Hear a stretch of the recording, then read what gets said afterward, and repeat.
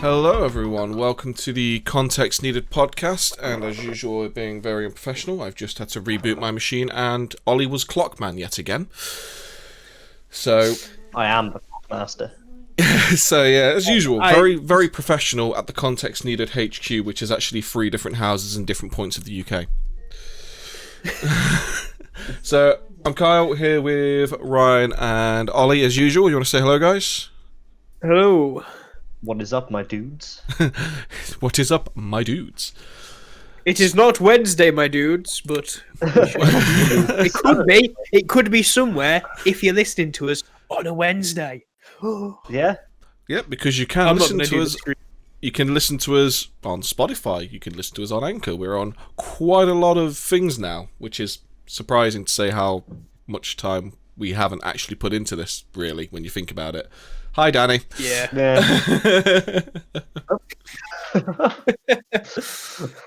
Oh, we have a special guest, Danny, today. Yeah. Well, I'll open up because we after the podcast last week, we was actually just talking about like anime and stuff because we realised we didn't talk about any anime. Were we?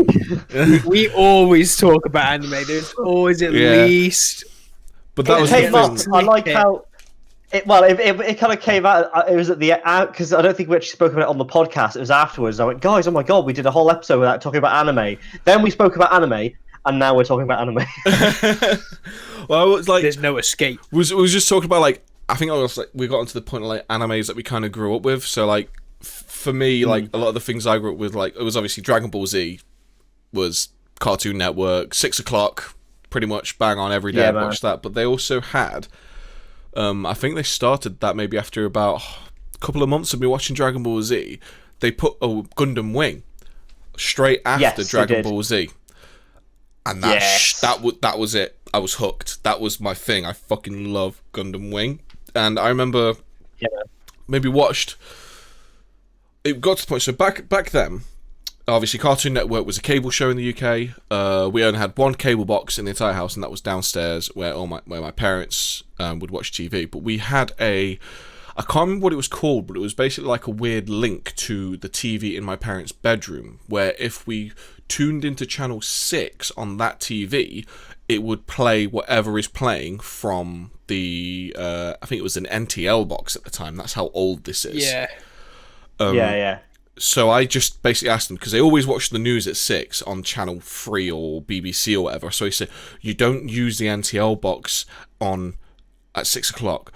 Just put Cartoon Network on, watch BBC on your normal analog signal, and I'll watch Dragon Ball Z and stuff upstairs in your bedroom. And that's what I did.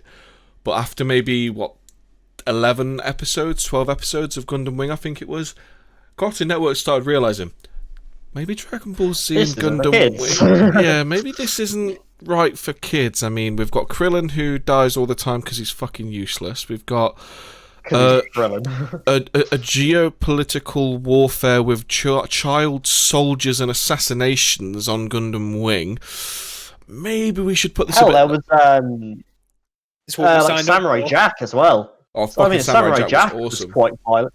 So that went on to Boomerang, I seem to remember. There was Boomerang and Toonami. Yeah. So obviously it got moved to later, and I think it got moved to around maybe 10 o'clock or something, so it would be like Dragon Ball Z at 10, Gundam Wing at 10:30. Now, me being young at the time, that was way past my bedtime. But luckily, I'd just got an NTL box in my room, because we got a deal where we could get a second box. So, me being fucking, no, I'm watching Gundam Wing, this is how much I wanted to watch it. My TV was basically, I was in a square room, an 8 foot by 8 foot room. If you opened the door, the TV was directly in front of the door. So what I used to do is I'd go to sleep, I'd wake up about 5 minutes before Gundam Wing would play, I'd take a coat off my door and cover the bottom of the door, because obviously you can see light underneath it, and put that there. I'd then put the volume of the TV to literally volume 1, because I didn't even have headphones at this point, and I'd turn the TV on and I'd watch Gundam Wing with my head literally like here on the speaker. The screen is literally here, and I'd watch it like that. And I did that for maybe a week. And me, being a dumb fucking kid, would always forget to hang my coat back up afterwards. So my mum would wake me up in the morning to go to school and have the coat in the way of the door. She's like, what's going on with this coat? Oh, I must have fell off in the night. But I'm doing this every single night. Until eventually, she just randomly checks in on me, just wondering what's going on. Check the coat hasn't fallen off the door again. She fucking catches me with my head right against the speaker watching Gundam Wing, and I get my fucking ass handed to me. She absolutely has a massive go at me, and I was obviously, that was it. I wasn't allowed. I think they like turned the power off to my room when I was meant to go to bed. That's how much they told me off. Like, I didn't have power. All right, in Harry my room. Potter, chill out. Next will be under the fucking stairs. Oh, it was a common thing. If I got told off, or like I was grounded, because I never used to go out anyway, because I wasn't in the nicest of areas. All they used to do is they used to take the 4-way away from me, because I had a 4-way plug for my TV, NTL box, and PlayStation. So all they do is they just take it away. So then it was like, well, you're only allowed one of those things, but you need one of those things to use the other two. So it was like, that was how they grounded me. So obviously the power got taken out of my room at nights, and I think it may have been, I was probably grounded for about a week or two, and then after that, my mum gave me a blank VHS tape and said, record it on the VHS. I know you're going to keep trying to do it, so just record it on the VHS. So I missed... Why didn't you just ask to do that in the first place? Because not only that, but you'd have to stay up late to record it. Well, no, timers. VHS had timers on them, so you basically would set it to record like 5 minutes before you would watch something. But Who's recorded it? Who's recorded over my Gundam Wing? It's fucking Emmerdale. Luckily, it was my tape, just my tape, and I remember I found it not too long before I think I gave up the VHS and obviously got rid of it because obviously DVDs and stuff became more popular.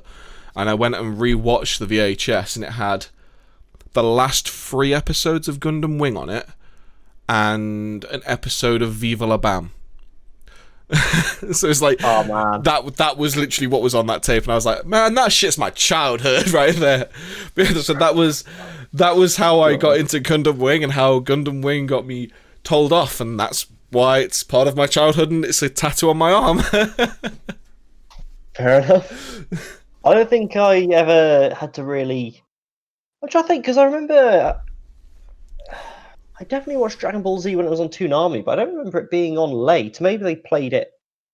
I swear I used to watch it when I came home from school. What school, though? Because it was primary school for me, and bear in mind it would have been primary school. Or just like, I'm only a couple of years behind you. It was primary school for me as well. Because they played it every single day, they was really far behind the Japanese showing. So what they ended up doing, I think maybe after about a year after I was watching it, they changed the timings again. For me, it was definitely 10 o'clock at night. It was either 10 o'clock at night or maybe 9 o'clock at night. But it was basically, I know it was late enough to be past my bedtime. I remember definitely watching... It was well into like the Cell saga and the Boo saga, like when I watched it on TV. Yeah, when I watched it on TV, it was the Frieza saga, and it took 20 episodes for him to charge a spirit bomb that fucking did nothing. No, that's what I'm saying. Like, that's how far in I watched it. I watched it from, like, well before the Frieza saga as well. I only ever watched the Frieza saga. I kind of fell off after that. I think the kind of things that were going on, I remember when I watched it, was kind of like when like Nappa and Raditz were fighting like Gohan and stuff. I never actually watched that much. I enjoyed it as a kid, but not anymore. I've been watching Dragon Balls again just because it's like, I guess, again, I watch the same shows, but I think Dragon Ball Z is what stuck with me rather than Gundam.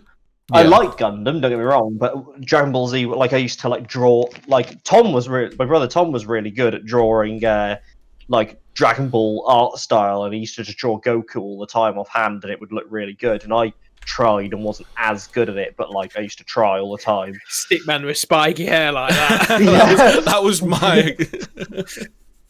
Yeah, There's his hair. but and I remember there used to be the shop in town called Infinity and Beyond, and they used to sell all like the Gundam minifigures. They used to sell like Dragon Ball action figures.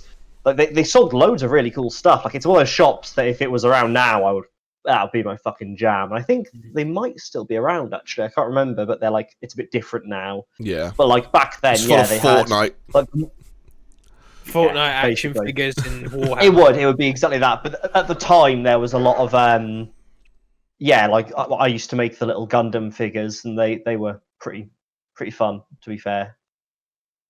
Wasn't very good at them, but That's the thing with the Gundam figures. Well, no, they're all right, See, actually. I've built quite a they few. snap You together, don't don't need to be they? that good. no, yeah, I'm thinking Warhammer. It's like Warhammer, I wasn't very good at. Warhammer. Oh, I Never played it. I only ever. Yeah, it is. I only ever got them to just put them together and paint, and that was it. I never played it. See, I did, I really like Warhammer. You go ahead, Ryan. I'll continue after you. Sorry. yeah. I was a bit of a late bloomer into all these kind of medias or mediums and shit like that. So I didn't watch anime until I'd left school.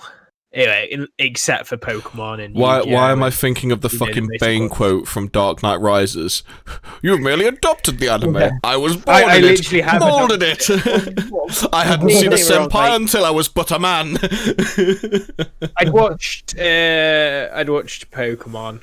I'd watched Yu-Gi-Oh! Yeah. There was a couple of others which were on like CITV because we were a council channels. We're council channels. We don't pay for a TV. All that free shit. Yeah, don't pay for TV, you know, apart from that stupid fucking TV license. Yeah, well, yeah, it's bullshit. I mean, like, and then we'd get. Oh, Don't you do it? Don't you do Oh, it? we get another Get in, special lads. guest. Special guest. Another special guest. Good to see you, lads. Special guest. Get out. Another special get out of my guest. shot! You're ruining my light. 5 minutes ago, I'm just sat there, and you can just hear my sister from upstairs. Boom, boom, boom. You want to say where? And I'm like,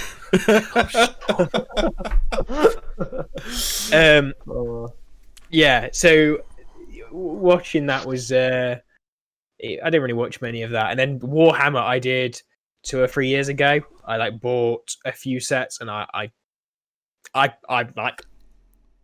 Yeah, I was shit at it. shakiest hands in the West. I'm Yeah. like, yeah, I give up. It's the Gave thing up with on that. it's the thing with Warhammer because I really do quite like not Warhammer but 40k Warhammer. I like the grim dark Yeah, stuff they do. 40K looks awesome. I can't paint. Stuck in the terrain, brother. Brother, I am pinned here.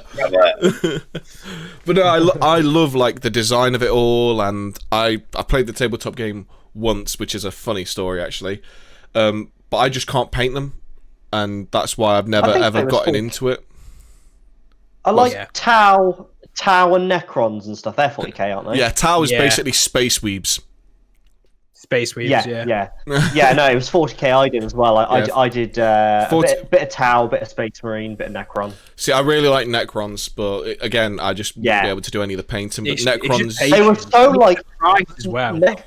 Necrons were tricky because they were really like spindly, but there was loads of like fine detail amongst it all as well. Yeah.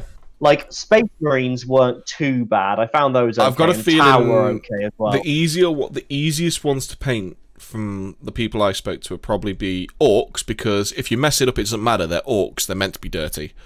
They look messy, yeah. And then Space Marines, because original like looking Space Marines are quite blocky anyway, so it's quite easy to get the painting done. Yeah. Tau are quite easy because they just got big panels of armor in single color. Yeah. They're just Like, like- I've only Yeah. ever played the tabletop once, and it was it was with that. Remember when we had that podcast about sticking your dick in crazy? And I think I told you briefly about my first serious girlfriend, how that was definitely my first iteration with crazy. Well, Did you put your dick in a Necron monolith? Oh my god! but no, so her stepfather was a big Warhammer 40k fan as well, and I think he was my first like foray into it, because I'd seen bits of it and I'd played the Dawn of War game, but I'd never like played the tabletop. So he was like, "Oh, I'll show you a quick game of tabletop. We'll just play it easy." And I was like, "Okay, fair enough." Never played this, never understood it, and he just decided, you know what, I'm gonna take this as if it's a fucking tournament game, wipe the floor with me, so I don't understand any of it. We was just doing it on like their fucking their dining room table, set up literally basic emplacements, and it wasn't even like an objective mode. It was literally just whoever kills whoever.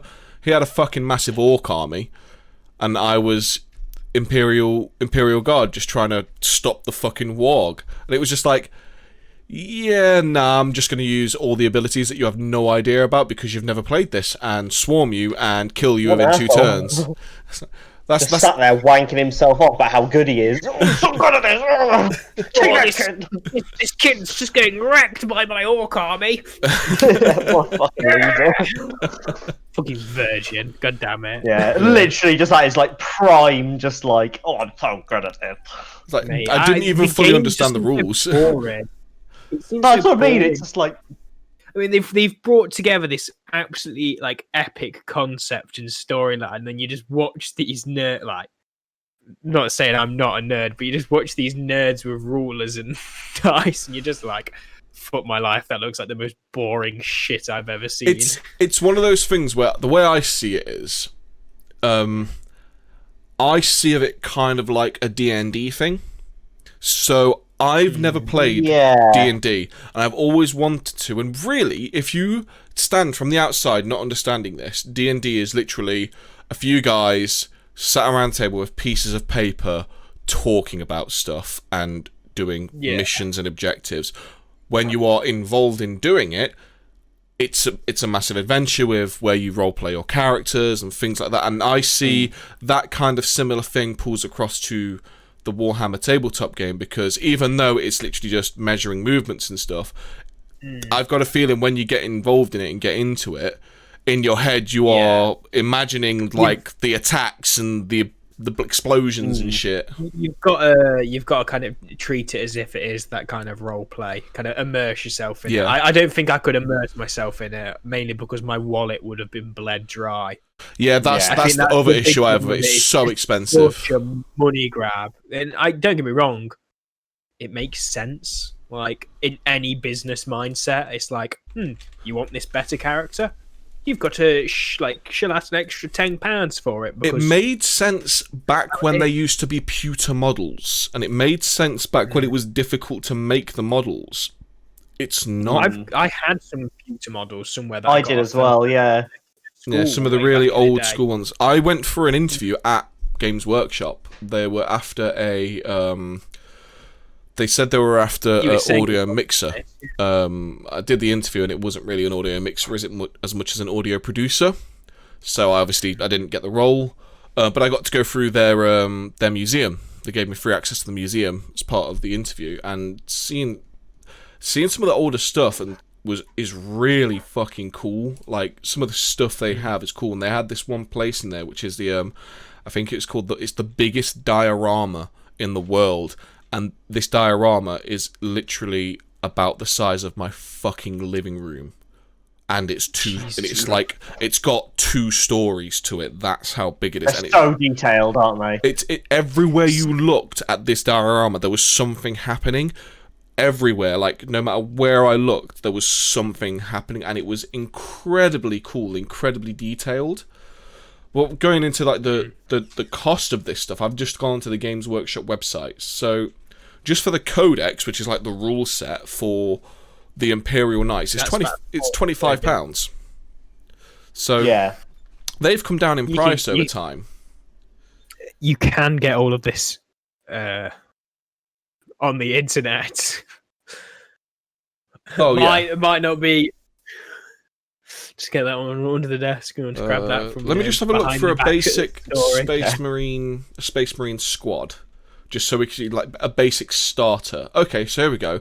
Start collector. This has actually come down in price, I've seen, which is good.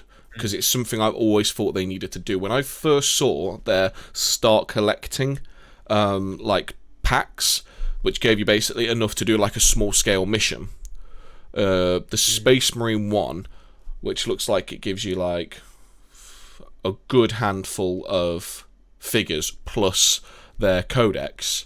When I first saw it, it was like £150. And it's like, that's way too much to get people into this. It's now at £85, which is still pricey to me. But that is, for what they are, especially. Yeah, they really should try and make it so, like, at the end of the day, you've got really, really big, cool ones for the people that get invested in it. They're fine to be like 150 quid for the one big fucking walking death machine. But these start collecting things, I really think they should be like 50 quid. Because you need to lower the price. Yeah, but I think 50 quid would be enough. It's all plastic, though, isn't it? And I mean, like, nowadays we're trying to steer away from using plastic as much as possible. So, I mean, in the end, will this type of business just die out? I mean, even Lego, they're another big toy company where it's plastic. I mean, don't get me wrong, you buy Lego and it lasts. But I think 3D printing will probably be the death of that kind of thing. Lego have just stopped doing a recycle. Not yet, because they're not to that standard yet. Yeah, like the tolerances on them are a little too loose, but I think they will be. I definitely think 3D printing is going to take a chunk out of Lego and things like Games Workshop, but with the stuff of like how you were saying how people are trying to avoid plastics, the plastics they use are pretty much all reusable plastics anyway. They are. So I doubt there's an issue with the recycling side of things for it to be issues. And plus, like, the plant they have, it's literally like down the road from where we live, pretty much, Ryan. I go past it on the way to work. Well, when I used to be going. Well, when I went there, it's literally like 4 buildings. It's like its own industrial complex. That's how big this place quite is. Big. It looks awesome as well. It has its own bar, which is it's got its own bar that's open to the public, and then it's obviously got its own shop with a massive, like basically a big theatre just full of big tables for people to play games on. And the thing I will like, obviously, we're saying about trying to bring new people in. I'm sure they have like twice a week, like they have events. Yeah, have events for like new people to come in where it's like you can come in, use figures that you don't have to pay for. I think you just have to put a deposit on them or something probably, and you can play full scale games, and there'll always be people there to like talk you through it and explain the rules and things like that. It's really cool. Bring you into the community. I think one thing that you never really kind of thought about as a kid as well is it was made, where we live. It was, basically just down the road from us. Yeah. And it's actually such a massive thing because it's even going out to the States and everything. Like, everybody knows Space Marines. Like, I think not everybody, like, obviously the older generations, but I think it's got to a point where within the younger generations, if you don't know what a Space Marine is, like, you can probably show a lot of people a picture of a Space Marine and they'd recognise it. I think it kind of helps with the memes as well, because let's face it, everyone's seen the meme. Everyone's seen the meme. It's like, gonna need a heavy flamer for this heresy. Heretic. Honestly, I think the thing that got me is I remember watching all the CGI films they did, like the trailers for it. Holy shit! Yeah, man. some of those CGI films were awesome. Like 240p on YouTube takes about an hour to buff from. They're like, look at him, he's about to crush this orc's skull, and you're like, oh! Every young boy and probably a lot of young girls will see that shit and they're like, that is some sick shit. I mean, look at that. That is awesome. Yeah, and then you've got the Ultramarines movie they made, which was fucking trash.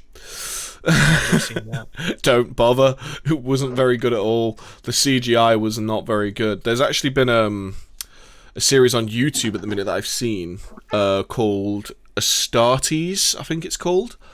I'm sure it's all fan made, and I've only seen bits of it. But that shit's really fucking good. Like, you look at like the CGI and like, the detail that people put in this, you can tell, again, people really like what they're trying to make. Without a doubt. These are the kind of things these... Sorry, go on, Ryan. There's been a lot of trouble for them, where they've infringed on a few kind of copyrights here and there, and you know, there's been a few rough times where they've just kind of not really designed stuff very uniquely. I think they've had a lot of trouble with that, haven't they, over the years? But but I think to say that people are still coming back to it, it just shows how versatile and good it is as a. I think with like the fan made stuff, it really annoys me when you've got like things like Astartes. I think there was one I watched where it was a My Hero Academia fan movie that was made.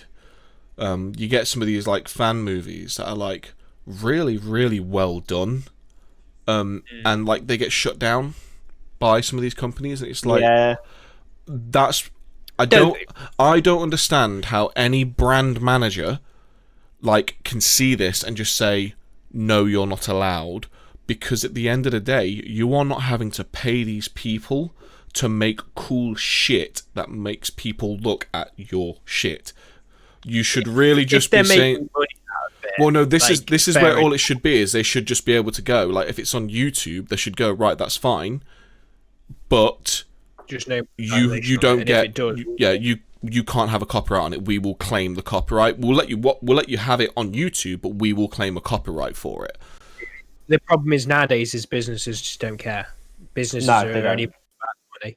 I think D&D, Dungeons and Dragons, and honest to God, that like I've played Dungeons and Dragons once, and holy shit, like that's something I could really see myself getting immersed in. I've just never had there's not the people or the time to sit down and do a proper game in my area really without going out of my way to find somewhere.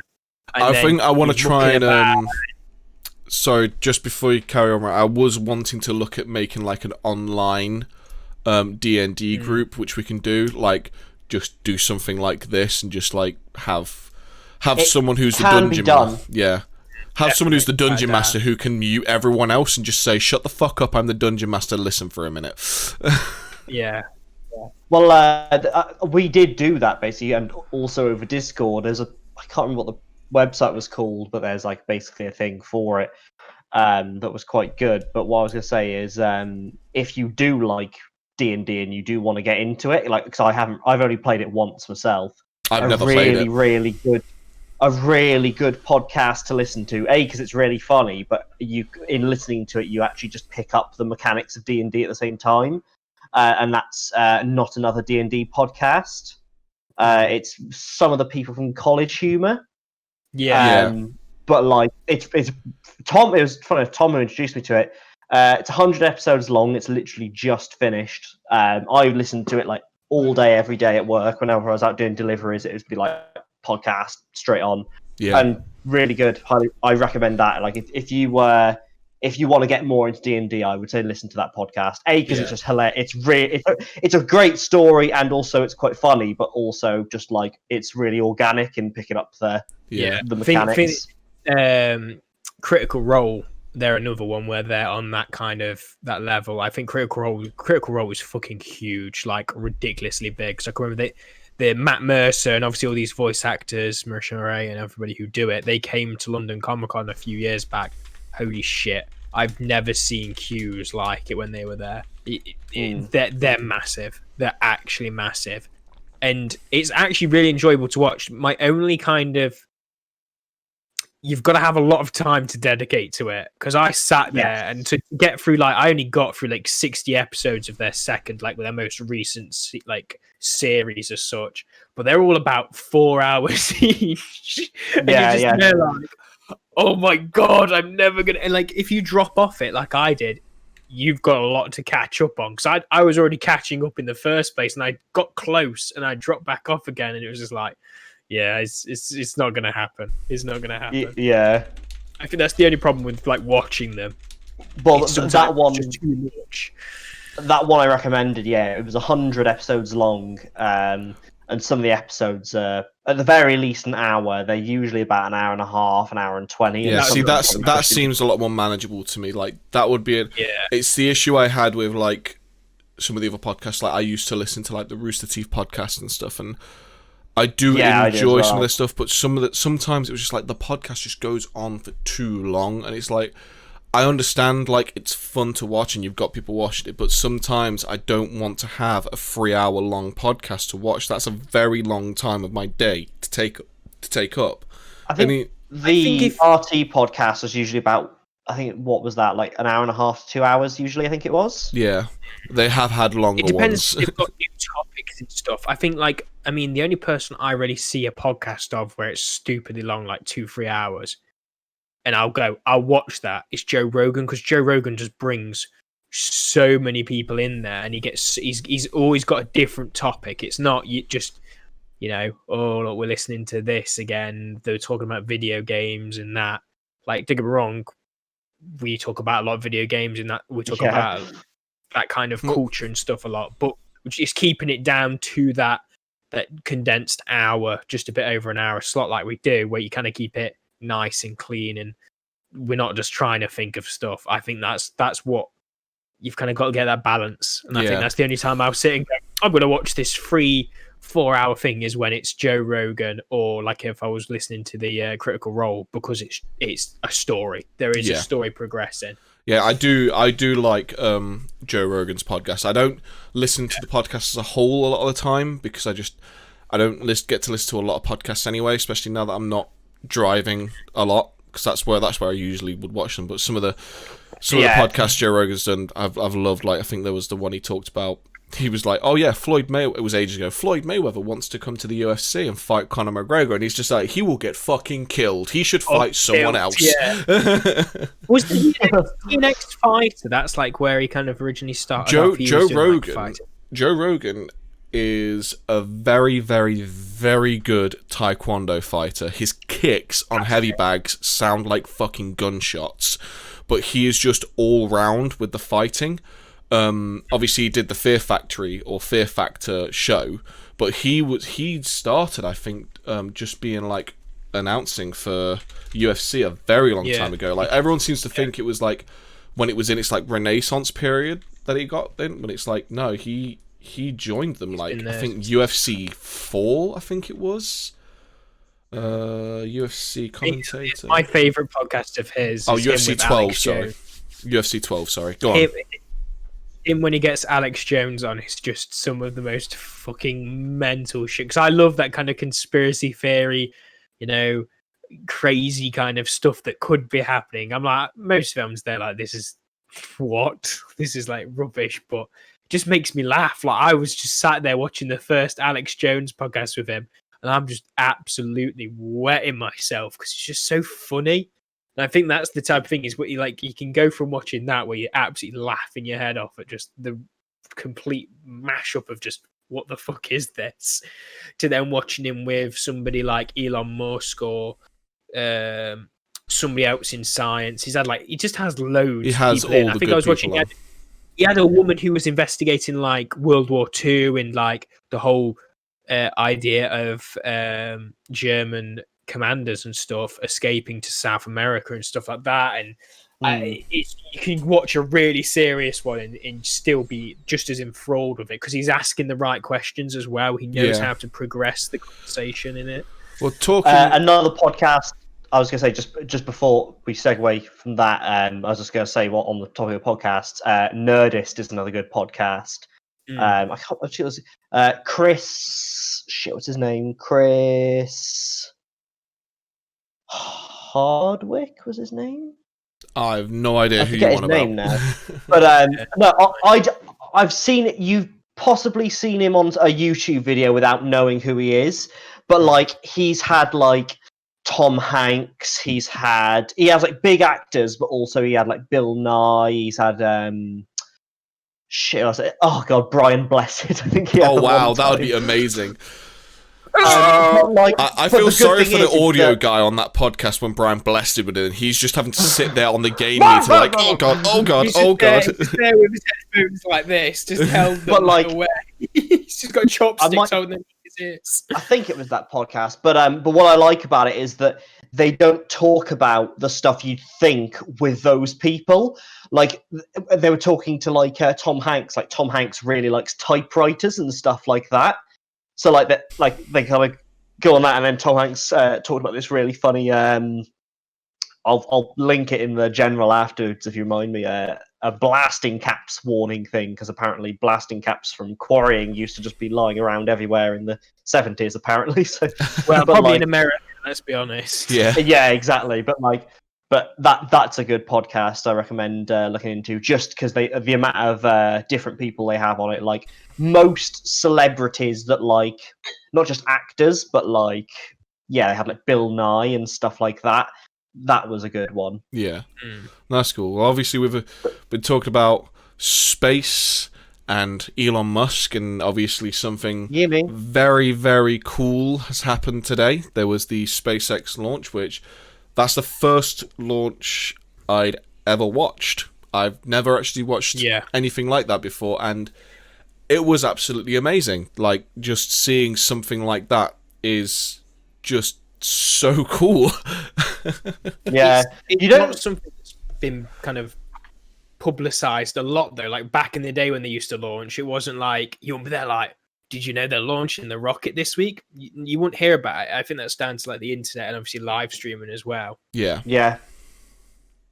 I think what blows me away, I mean, I'm quite a spacey person. I'm quite enthusiastic when it comes to space, but just watching those numbers on the speed just climbing and climbing and climbing and climbing, not stopping. And it just doesn't fucking stop. It does not stop. The crazy thing is, for them, just like that's it. Like, what did they get up to? Is it like 25,000 kilometers an hour? Something like that. I think it was. Mad. I was curious. I looked up what the fastest manned speed was, and it was on Apollo 10, and they just a hair under 40,000 kilometers an hour.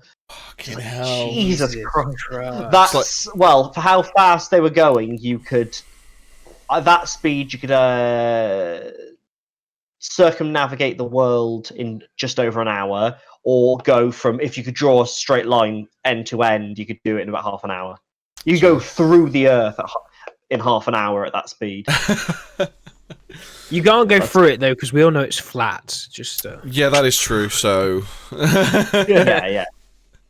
That's the space conversation could have. This is why. Funnily enough, around this. Well, we all saw the signal drop, didn't we? That was when they had to add the CGI in to make it look round. Yeah, I bet you there will be some conspiracy theories saying, "Oh, well, that's when they faked it. They had to put the CGI. They forgot to put the CGI on, and then it was just there." And I bet you that will be evidence for some conspiracy theory somewhere, because they just forget to do something as stupid as that on a massive hoax. It's like bullshit.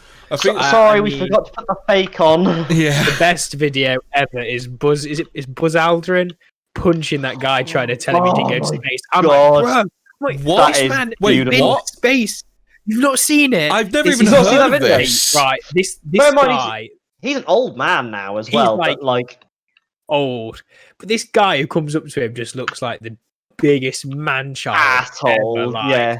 Fucking diaper wearing virgin. Is he one of those people that you think, I want to punch you and I don't even know you? Yep, everyone would want to punch him because he rocks, including Buzz Aldrin. He rocks up to him and he starts talking about how he faked going to the moon. I'm like, really? Yo, what? You're gonna go up to one of the first men on the moon, but he's harassing him as well. And it's not like he's shouting this at him. He keeps going up to him. I don't know where he's going. It looks like he's either coming in or out of maybe a hotel or something like that. Mm-hmm. And it's not like he's just shouting and heckling him across the street. He's properly getting up into his face and being like, "Oh, you faked it." Buzz does not take any of that shit. And credit to him, he tries to walk away 4 times. Yeah. So it wasn't like he just instantly retaliates. He did try and just defuse it by walking away. You could walk away, and this guy would not leave the poor guy alone. You could see him getting frustrated, and it's like, yo, how just disrespectful. I'm sorry, but anybody who says at this point of time, if you say the Earth is legitimately flat, just lock yourself in a room, never come out, because nobody needs you, because you are just so... You may as well be in the Stone Age. Just take yourself to a forest, find a couple of stones and start banging them together, and you might actually get a bit of common sense, because it's just... How ridiculous have you got to be? It's like, why would Russia, you know, America, and every other country who's been in part of, you know, like the space ISS and stuff like that. Yeah, it's like India have been looking into launching stuff. The UK do stuff. All these different countries, and you're going to tell me all of them are, they're scheming and they're trying to make us believe that the world's round when it's actually flat. Like, why? What would they possibly gain? Do you know what the thing is, though? It's like the only way they can create their reasons for the world being flat is by giving really shit reasons for us not actually already discovering this. It's like they're like, but how do we know this is all fake? It's like, well, why? Here's the evidence. Here, and here. Like, did you not concentrate?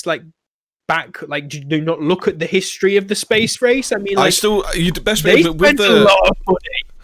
the whole like flat Earth thing, like, you don't even need to talk about space. You don't even need to go as far as doing that. All you need to do is take someone to a vantage point where you've got the clearest day possible and explain to them how there's a building that's more than 3 miles away that you would be able to see if the curvature of the Earth wasn't a thing. Not even that.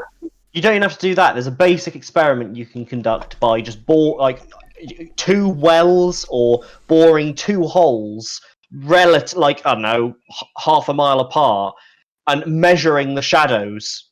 Like, it's a simple, or hell, measure the shadow of like a pylon and then another one a mile away at the same time. And like from that you can calculate that the sun is so far away and at this angle, and it's just like there's so part of the simulation. That's it. It's a special flashlight that we all somehow can't see when it's just apparently over there for the other side of the world. It's a science project. We're like water monkeys or whatever they are. You know, like The Simpsons. I blame, to be honest, I think I would definitely say in the past 10, 15 years, there's been this huge proliferation of just bullshit conspiracy theories. They've always been around, but I feel like they're coming more into the public eye. It doesn't help that everyone's trapped at home, so... Social media. But like, it's social media for me. Like, I've got an uncle who is just like, he thinks the moon landings are fake, he thinks the Earth's flat. And it's please talk to him about this current launch and see what he says, please. I'd love to hear about what he says next week. But it's like, I remember seeing a video and it was some telecommunications guy installing a 5G mast. It was, they don't let us look in the boxes, but I looked inside anyway. And he opened up the thing, and on this circuit board it says like COVID-19, and he's basically trying to say that there's COVID. It's like, if you wanted, let's just be okay. Let's put on our Illuminati shadow government. We're going to poison the masses. Tinfoil hat, right, lads. How are we going to do it? Well, how about if we put a load of tiny bits of this thing in these little circuit boards in a box up on a tower up there and just spread them roughly out? No, how about we put a special fluid in jet engines that once burnt releases the chemtrails? It's like, guys, why don't they just put it in the water? Yeah, that goes into everyone's house. The easiest way. Like, literally, there's so many people who like read up on like tactics and military tactics, and they're always saying like, oh well, this is China trying to do an invasion. It's like, sorry, if China wanted to do an invasion, they would have just infected the water and then just steamrolled us. They have a massive military. That's all they need to do. Our water, our food. It's just like, no. Let's just, like, let's get real space age tech with this and be stupid. Oh, Ryan's got his tinfoil hat. I'm ready. You missed it, mate. The discussion's over, mate. Oh no! Now you just look stupid. They can't get into my head though. That's all that matters. I just recently had to unfriend someone on my friends list because of the stupid fucking ridiculousness that he was spewing, and I was like, I deal with enough idiocy on a daily basis. I don't need more of it on my feed. Like, one of the first things he said that I recently saw that kind of made me go, are you real? obviously there's riots and stuff happening in America. We're not opening that subject today. I'd prefer to wait for a bit later down the line to open that subject. But he posted something about the riots.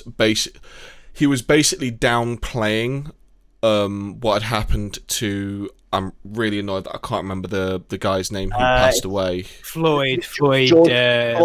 George Floyd. Something Floyd Smith. Yeah. If we've got George Floyd. Either way, if we've got the name wrong, we completely apologise. No disrespect, because the man did lose his life. But it's just publicised here, is it? Yeah, but this guy on Facebook basically downplayed what happened there as if the cops were right, and that was like, are you taking the fucking piss?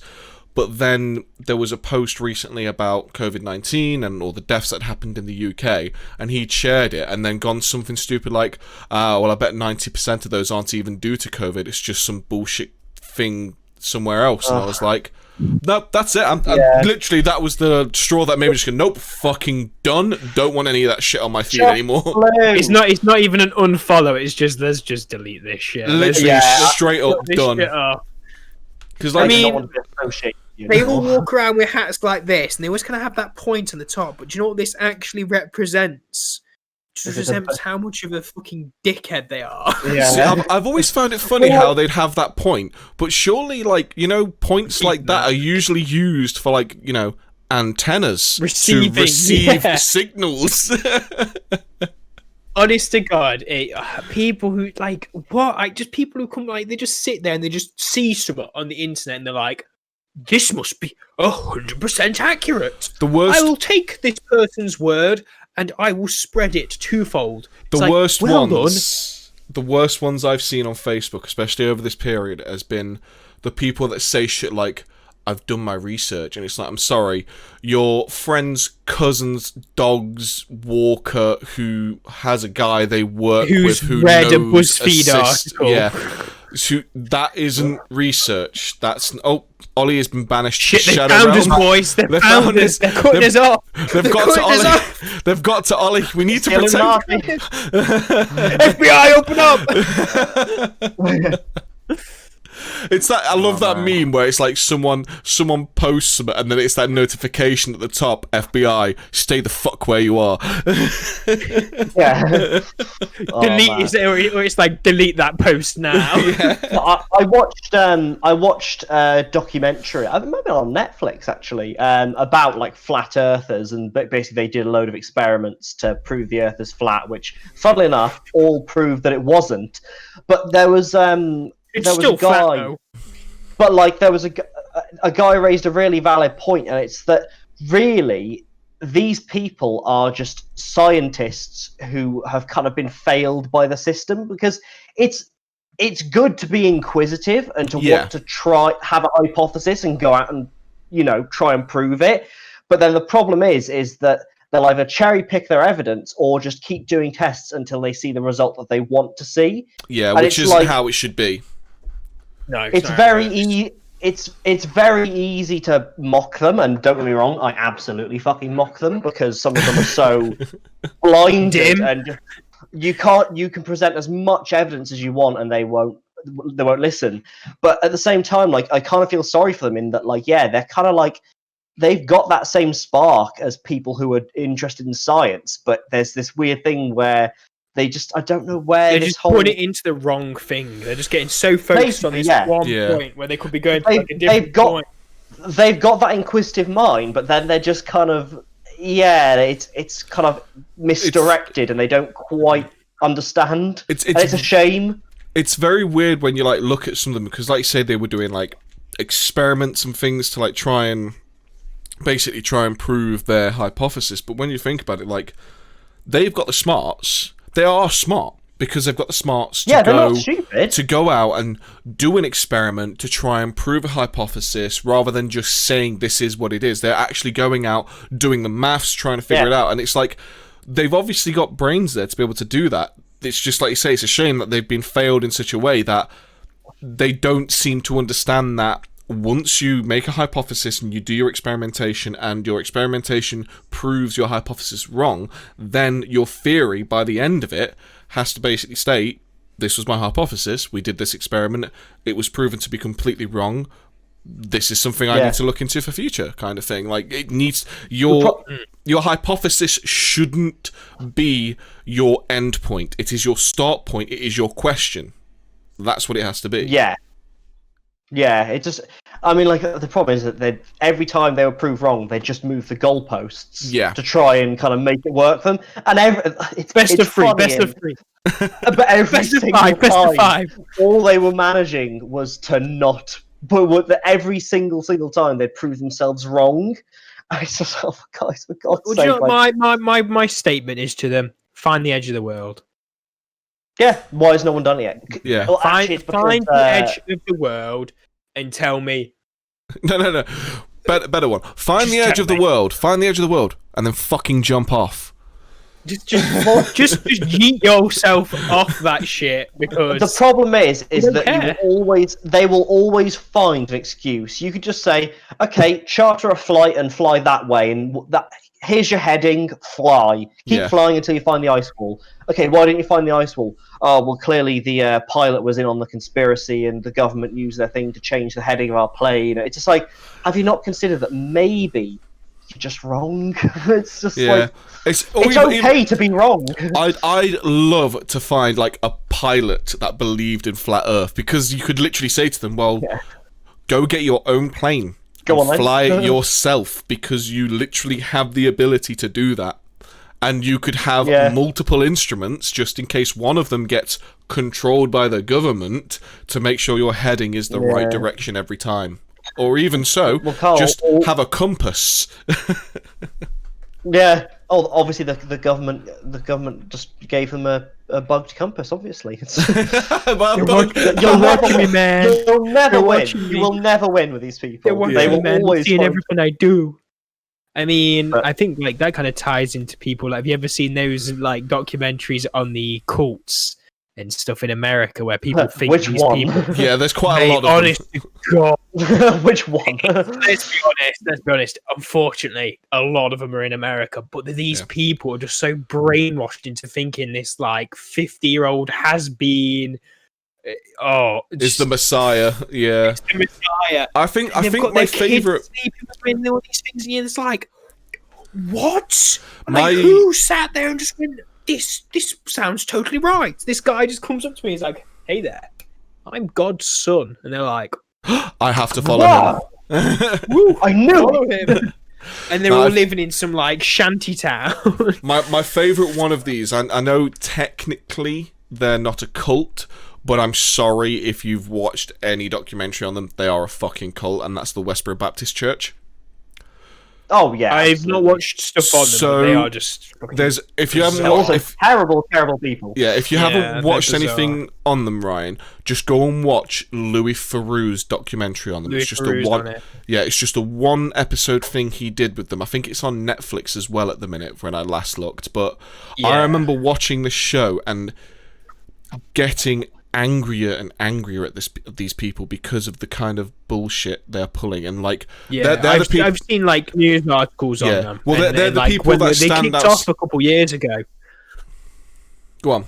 Kicked off a few years ago, didn't it? And they were all over YouTube in the news because they'd can't remember what they said. They just said something fucking retarded. Everything. They were picketing soldiers' funerals, weren't they? They were just like they're basically some of the things homosexuals. Yeah, so basically the most common things you'll see from them is the signs they use at pickets saying "God hates fags," but they commonly will go to as many soldiers' funerals as they can and have signs saying things like "God loves dead soldiers" and things like that.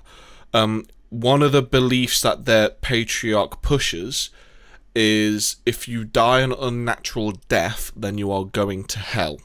And there was a brilliant point where he nearly died of a heart attack that was induced by something that he'd eaten. So that technically would have been an unnatural death. And I really, really, I don't wish death on people. I'm not saying I wish he'd die. I'm just saying I hope when he does die, so ironic. It's something that is unnatural. Just so that way then everyone can say to them, well, he's in hell now because of what he believed. Have the Jedi ever told you of the story of Darth Plagueis the Wise? Straight up. If you know what, I'd believe if somebody came up to me and they go, "Yo, I'm actually an ancient descendant of the Palpatines." I'd go, all right, Ray, fuck off. I'd believe that motherfucker before I believed anybody from Westboro or any of these cults over in America or just flat earthers and shit. Some of the stuff that the Westboro get up to is like so fucking infuriating. Like they get their kids involved, obviously, at very young ages, and like they'll be at like a picket for on the documentary that I remember watching. They were at a picket for a soldier, and they basically got told by the state police, "You are not allowed within this radius of the funeral." So basically what they'd do is they'd find out the travel route that they're going to take for the funeral, and they'd go as close to the boundaries as they can on that route, and then they'd just stand there, and obviously you've got this entire like family and platoon just like in mourning for this soldier who's passed, and they're there with these fucking signs like "God loves dead soldiers" and shit, and they but all of them are lawyers, so you can't do anything to them. If you throw something at them, they will sue you. You could just go to jail because you'd have killed them. I mean, like literally, these people are just maniacs. I mean, there's literally you can't do anything to them. There's like because you're an upstanding citizen, but these people just get away with fucking just everything. This is the problem nowadays. Is people. The law is not in America. I think it's still very scary, but it's a very different kind of atmosphere. But in the UK, nobody's scared of jail time over here. Nobody's scared of going to prison. Nobody's scared. It's a piss take. Yeah, they get fucking Sky. They get I don't know if they get Sky, but they get TV in their fucking rooms. I mean, what? You're saying this? I went for a job interview to nearly be a screw at a prison. I passed everything. I got offered the job. And then I bowed out at the last moment, like, nah, I don't want that. And yes, prison time over here, from what I've seen and who I've talked to, because I've talked to people who've been in prison, is probably cushy when you compare it to the stuff that you see in the States. I still wouldn't want to go to jail. I still wouldn't want, because it's the thing that I've seen about it is it puts people in an incredibly vulnerable position. Like when I was doing the interview for the role, a lot of the stuff that I was basically had to deal with, the interview wasn't stuff like how strong are you and how much can you move. There was a physical aspect of it, but that was only 1 point. There was 5 points to the interview, and 2 of the biggest points were dealing with the stresses that the prisoners would have to go through. We had to do 2 role plays, one with a female prisoner who was having basically suicidal tendencies because of her daughter trying to do something, I can't remember off the top of my head, and the other one was dealing with one guy who had become increasingly violent because he'd had a threat put on his family, and they were the 2 biggest parts of the interview I had to do. So it's like, yeah, okay, there's not as much violence, but my fucking god, imagine the stresses there. There's a lot of stress.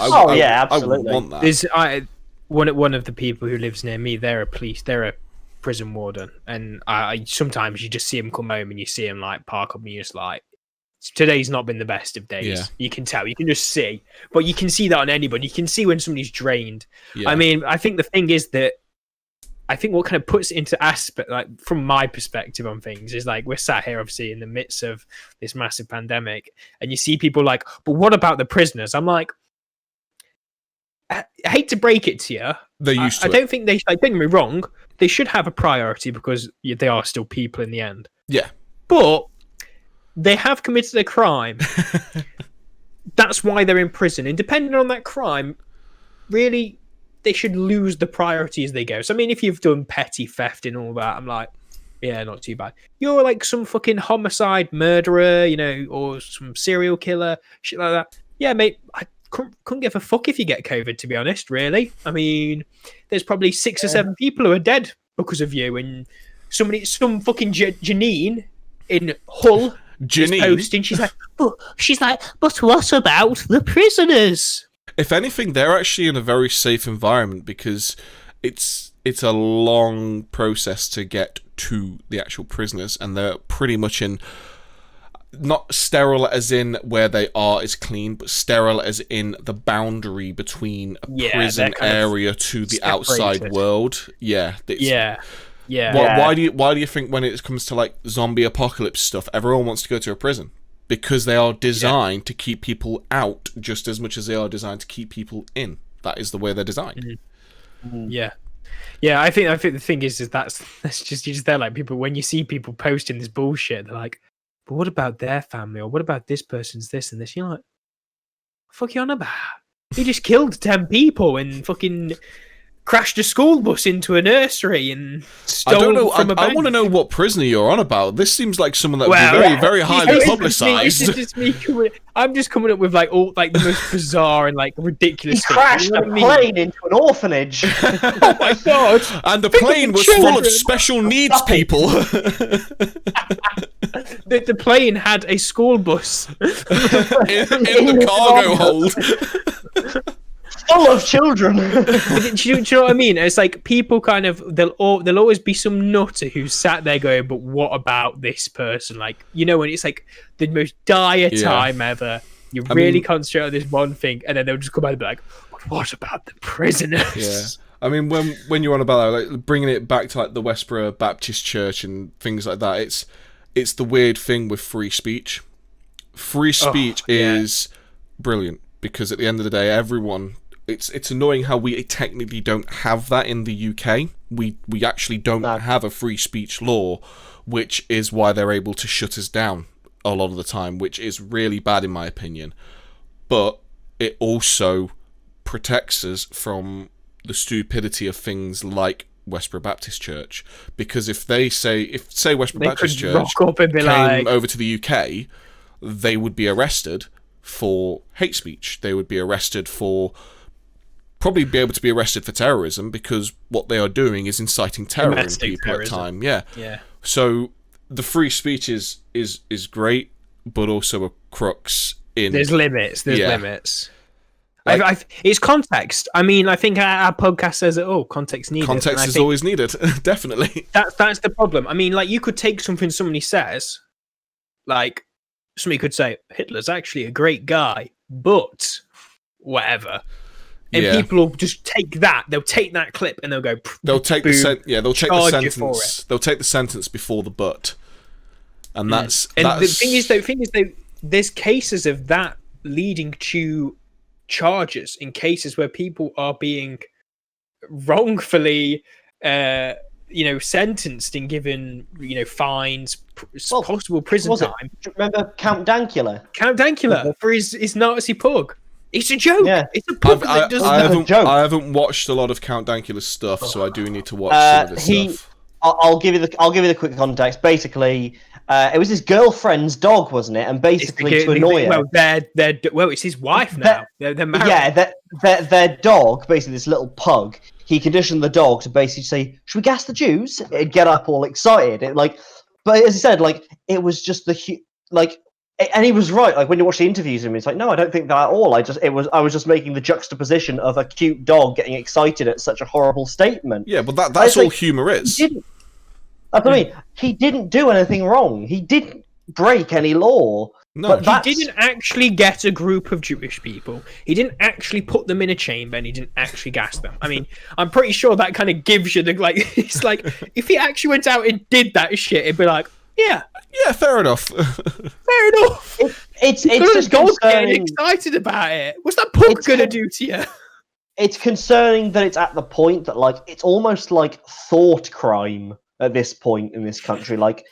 It's almost like it's illegal to have an opinion on something. Yeah, that's definitely something that we need to talk about at another point, especially another time. We've gone over now. We're over time at the minute, so we'll look to close. But that is definitely something I want to talk about, especially all of us are in the UK. We see a lot of stories from the UK, but like saying how the thought crime kind of thing, or basically being unable to open up about your own opinion without someone trying to shoot you down is definitely something I want to talk about.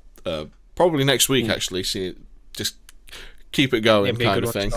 So, like I said, we are already over time. We usually try and keep these around an hour, so thanks for everyone for watching. If anyone's got any comments on YouTube, we'll make sure to read those. But if anyone's got any questions, queries, or stories, or anything they want to send to us, you can drop us an email at contextneeded@. I'll make sure I get this right because it is kind of important. It is contextneededpodcast@gmail.com. So we do all have access to it. We do all read these emails that you guys send to us, and if we get a big build-up of questions, we'll do a Q&A podcast just for the questions kind of thing. But from me, Kyle, I'd like to say goodbye. From the tinfoil hat and NASA boy. NASA boy? You're in a NASA shirt. Greetings, fellow aliens. That made me sound like I'm some kind of like mascot for them. NASA boy! Space rocket! Oh, bye, guys! Who's that I see? It's SpaceX and his trusty sidekick, NASA boy! Oh no, here comes Tinfoilo to shut down their mission with his conspiracy theory. But you didn't actually go to space. Well, I think on that note, we'd all like to say goodbye. We'll be back again next week at 9 PM GMT, talking about whatever we can think of to talk about then. So, thanks very much for watching, guys, and we'll see you later. Bye! Goodbye, aliens.